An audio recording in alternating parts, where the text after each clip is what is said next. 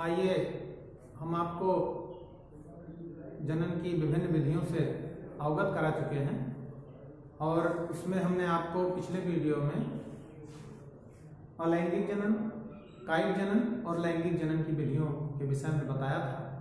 आज हम आपको सूक्ष्म प्रवर्धन, एक तरह से कायिक प्रवर्धन की ही एक विधि है, इसके विषय में बताएंगे। सूक्ष्म प्रवर्धन या माइक्रो प्रोपेगेशन, परीक्षा में भी ये प्रश्न प्रायः आता रहता है।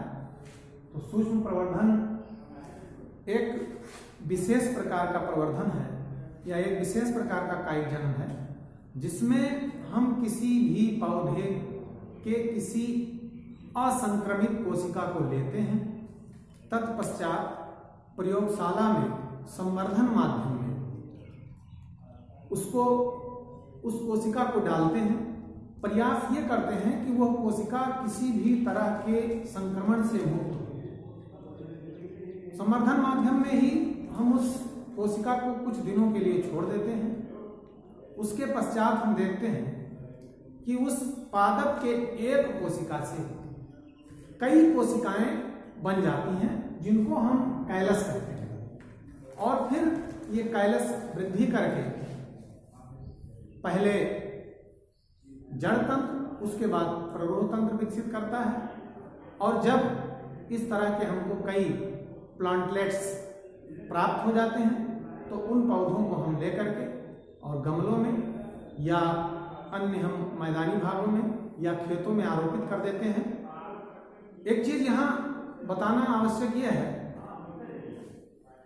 ये जो कायिक प्रवर्धन की विधि है या जिसको हम सूक्ष्म प्रवर्धन कहते हैं, इसमें दो चीज की बचत होती है।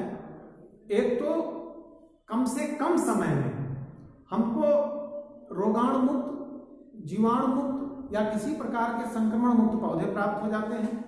दूसरी बात, इसका लाभ यह है कि इससे पौधे हमको कम समय में और एक ही पौधे से अनेक प्रतिलिपियां प्राप्त हो जाती हैं। तीसरी बात, इससे जो पौधे हमको प्राप्त होते हैं वो आनुवंशिक रूप से अपने माता पिता के बिल्कुल समान होते हैं। उनमें जो आनुवंशिक लक्षण होता है, इस विधि द्वारा हम तमाम पुष्पों की या जो दुर्लभ पादप हैं या जो संकटग्रस्त जातियां हैं, जो विलुप्तता के कगार पे हैं, उनको भी हम पुनर्जीवन दे सकते हैं। आइए हम एक डायग्राम के माध्यम से इसको समझने का प्रयास करते हैं। देखिए, कल्पना करिए कि ये कोई पौधा है, जो आपको मालूम है कि पौधे के जो अंग होते हैं मुख्य रूप से जड़, तना और पत्ती होता है। तो ये पौधा, कल्पना करिए, ये पत्ती है, ये उसका तना है, ये उसकी जड़ है। अब इसका कोई भी एक पार्ट से तात्पर्य है कि एक कोशिका लेकर के और प्रयोगशाला में संवर्धन माध्यम का तात्पर्य है कि पौधे के विकास के लिए या उसके पोषण के लिए जो जो तत्व आवश्यक हैं, वो सारे तत्व संवर्धन माध्यम में मौजूद होते हैं। और एक कोशिका को उसमें हम डालते हैं संवर्धन माध्यम में।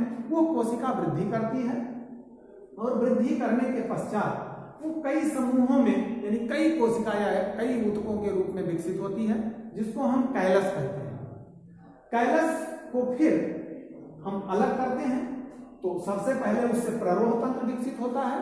क्योंकि एक कोशिका से ही संपूर्ण कोशिका बन जाता है। हम एक छोटे रूप में कह सकते हैं, छोटी परिभाषा के रूप में, जब पौधे के किसी एक कोशिका से संपूर्ण पादप को प्राप्त कर लेने की विधि को ही हम सूक्ष्म प्रवर्धन कहते हैं। और जब ये कैलस तैयार हो जाता है, तो इसमें सबसे पहले जड़ तंत्र, उसके बाद प्ररोह तंत्र विकसित होता है।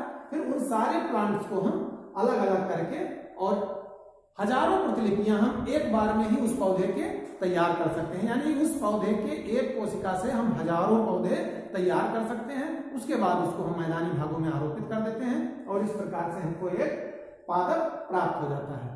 तो ये सूक्ष्म प्रवर्धन की विधि थी। अभी इसके बाद हम आपको पौधों में लैंगिकता और जंतुओं में लैंगिकता के विषय में बताएंगे। जय हिंद, जय भारत।